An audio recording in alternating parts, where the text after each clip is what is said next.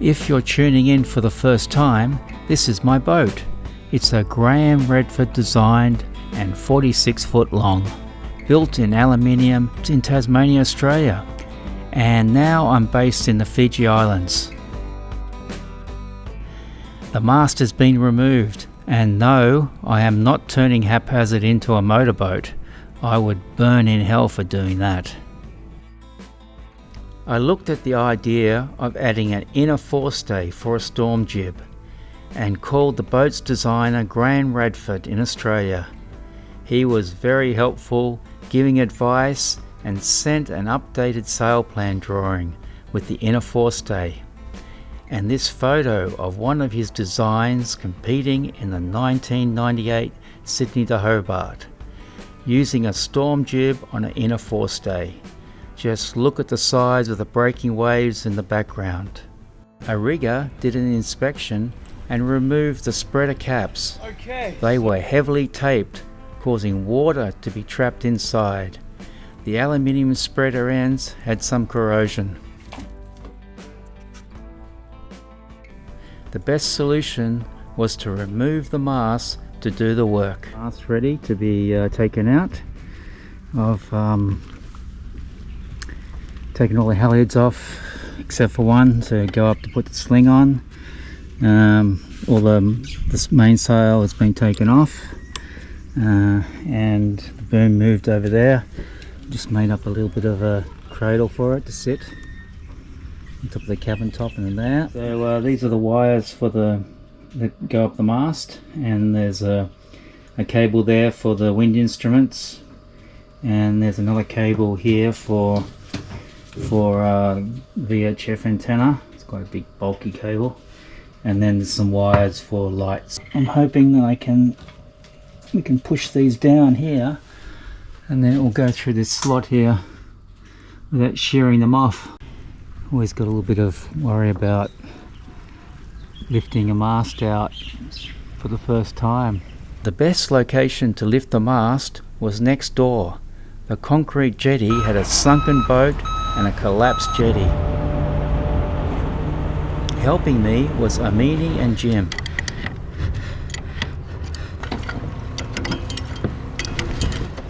Okay, this one's off. How are you going there?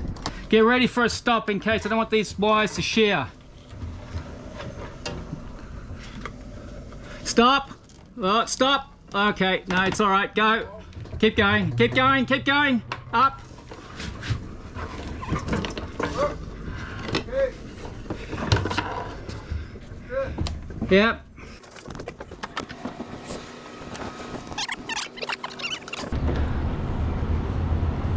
See, it did lean back a little bit. The top. Yeah, we probably try and sort of swing it around. I can move it. I can Wow, it's happened, and it went actually quite good. I was paranoid the whole time. Something would happen, but it went well.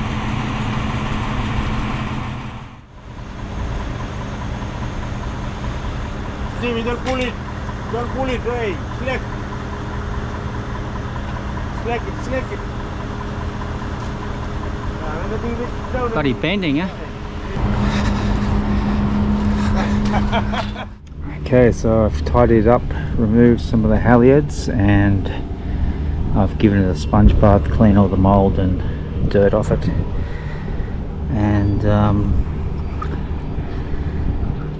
it's all looking like this. And there's a few corrosion spots on the end of the spreaders here. See, there's a hole down there, and that needs to be repaired. A few little bits need painting. Well, I'm going to paint the whole thing. So this one here was full of tape. All that tape that's over there, I took off there, off here, off the other side as well. And this was all with white powder in here. So I think from now on I'll keep the tape away, because water can seep in and stay in there with the tape, and might be better just to let it breathe. got quite a bit of filing to do to fit this inside. This is the tang for the inner Fore Stay, which will hold the storm jib. So it's just above the second spreader, 750mm, as recommended by Graham Radford, the designer. And then down here I have some T-ball connections for the running backstays. So it doesn't fit like this, so I just put a couple of aluminium rivets in there, temporary, and I'll drill these holes so they're all exact. Then I'll drill these aluminium ones out, and then it'll be able to fit it inside, and there's a slot. These fit in here like that, and the other side will fit in there. I've got some of this stuff here to stop the corrosion, and these are monol rivets, which are better for galvanic corrosion with aluminium. So yeah, just riveted that in. There's still a bit of the anti-corrosive compound there that needs cleaning off, but it's all solid and strong. This is where the stay will go, and will be where there'll be a shackle going to a block, and there'll be an external halyard. I've got these spreaders back, and they've been touched up with the welder. So the mast base, it's all pretty filthy. The mast fits over the top of this, and it needs to be cleaned up. There's a lot of crud and dirt in here. And also there's a coin, and it's an old tradition that you put a coin under the mast. So all this will get cleaned up and put back together, and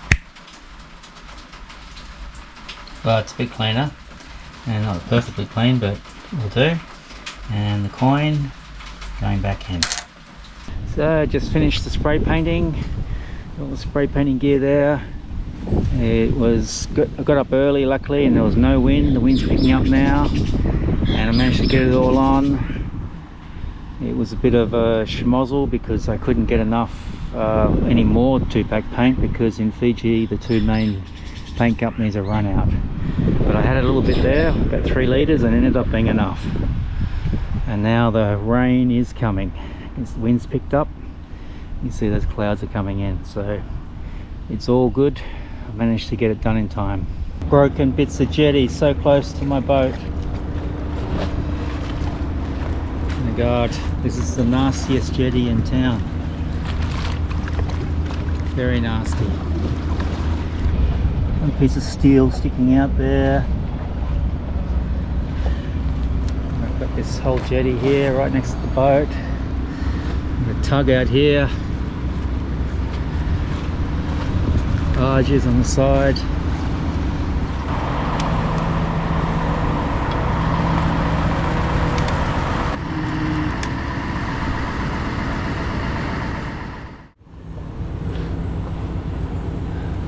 Yeah, no, down. Nah. Yeah, down. That's it. Nah. Yep, on. Huh? It's on. On. Yeah. Woohoo! So I've tuned the rig. It's quite firm, but obviously not as much as it was before, because you can see the thread there. Before it was just ridiculously tight, and I guess for a racing boat that's what you do, but I'm going to try it with a little bit less. It's still good. It's still really firm, but I can always tighten it a bit more. So we'll see how it goes, and the real test is when you're sailing to weather and you'll go to the leeward side, and if the stays are loose, then you know that they need tightening. So the mast boot will slip up, but before I do that, I'm going to bring some inner tube from home, and I'll wrap it around the mast here. There'll be some bit of protection to stop the aluminium on aluminium grinding away on the mast section. There's a few marks on it before, and there was a lot of tape wrapped around, but I think this inner tube would be better than tape. and I'll trim this off and I'll tape it so it stays in position, and similar on the top as well. I'll trim that off. This is for the... Hey, come on, what are you doing? Gotta cut this out, and this is for the inner forestay. This will go into the boat. I'll need to cut a hole in the deck.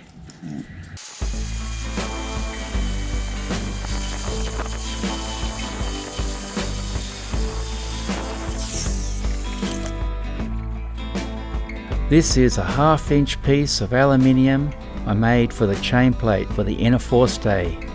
I bent it to the correct angle, cut the hole for the deck.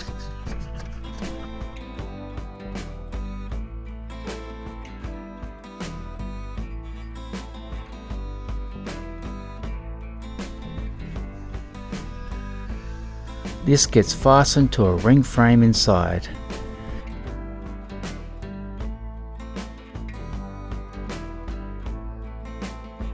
Taking the mast off, you know, the logical thing would have been probably to replace all the standing rigging on the sides here. The last owner, he told me he replaced the Fore Stay a few years ago and the backstay. Someone who did a rigging inspection in Hobart put a comment on YouTube, and he said that it's due, and I think he's probably right. I did my research with the rigger that pretty much looked after this rig for its whole life in Tasmania, and unfortunately he didn't keep a records of when it was last done, but he said that the owners used to come in every once in a while with a couple of stays to get replaced, and that's how they ran it. It's on the radar to do it, but because the keel has been, the hydraulic keel has been out of the boat for 14 months. Would you believe it's 14 months? That's been just a massive hold up. Until that's in and working, I can't really sail properly anyway. I can just go out in 10 knots of wind because the keel really needs to go down to get the boat sail properly. I'll do regular re-inspections and try not to push the boat too hard until it gets replaced, which will be on the radar. The house batteries were undersized and not holding charge, so it was time to replace them. I wanted lithium, but transporting them to Fiji was a headache and too expensive. This aluminium frame for the base, and you can see how much bigger they are than the old batteries. So I have two 300 amp gel batteries sent from Australia by ship. And very heavy. A couple of the guys from the club helped get them into position. Each battery weighs more than 80 kilos. Plywood, yes. Okay. Get it. Run it up. It's got to come To your side. So I put these couple bits of timber on each side of the battery, and this will just to hold the top. Base is already fastened.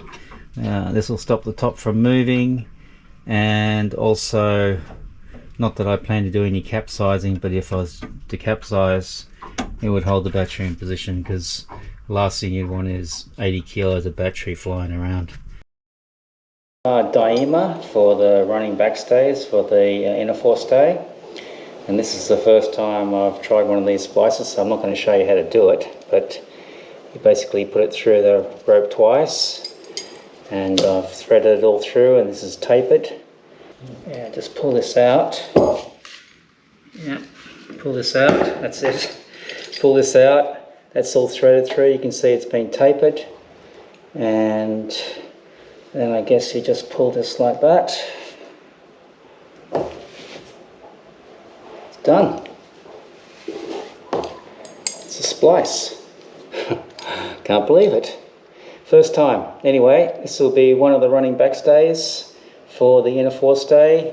That's 8mm diameter Dyneema. It's got about 5.5 metric tons of breaking strain, so pretty strong. Running backstay will be hooked up and the mast, and there's a thimble here, so I put some whipping on there just in case it would come loose, and if the thimble fell out for some reason, it could chafe on here, potentially ruin the rope, which is expensive and a pain to change.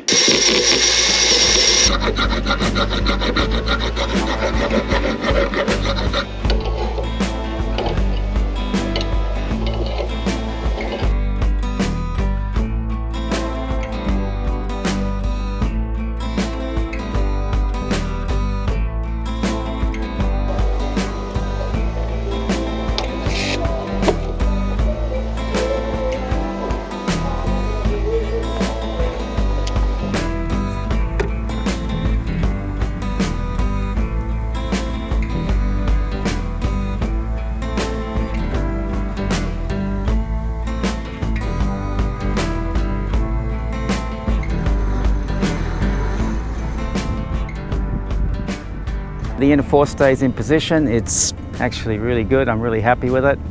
Now the main reason for this is for the storm jib. You know, you can get into some really nasty conditions. The head sail would be furled away first. It'll be down to the third reef in the mainsail, and then anything above that, you might have to drop the mainsail, have the storm jib up only. But it's just a really good sail to have, and you know, you don't look for those conditions, but they certainly happen. So you have to be prepared. The second really important reason for having this inner forestay is it's a redundancy for the mast. And you have your forestay up there. It's, you know, if that ever failed, with everything going backwards, the spreaders are swept back, there's backstays, everything's pulling the mast back, the whole thing's going to come down, most likely. And that's what happened to one of the leading boats, or the leading boat in the ocean race. They had a mast fitting on their forestay brake, and the whole rig came down. So this is a redundancy for the mast. Pretty good. Now the only downside I see is when you're tacking, you're going to have to half fill the head sail to stop chafe going around this inner forestay. And the other reason would be the pole, the spinnaker pole. You would probably need to thread it past this if you were to put it on the other side, say, but that's not the end of the world. It's not a big deal.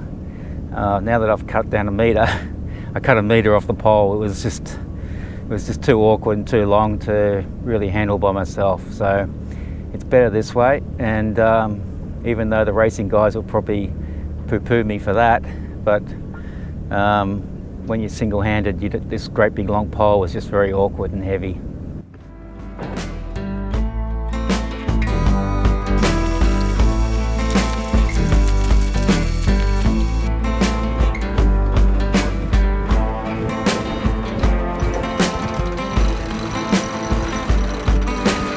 Storm jib's up, and it looks like the luff length is a bit less than I thought it would be, but anyway, maybe I might even get another one day. There's a second storm jib that's cut exactly to the right size, but maybe I'll have to measure it and see if it is what they said it was supposed to be. But anyway, it's good. Small one's good too. So this is it, storm jib.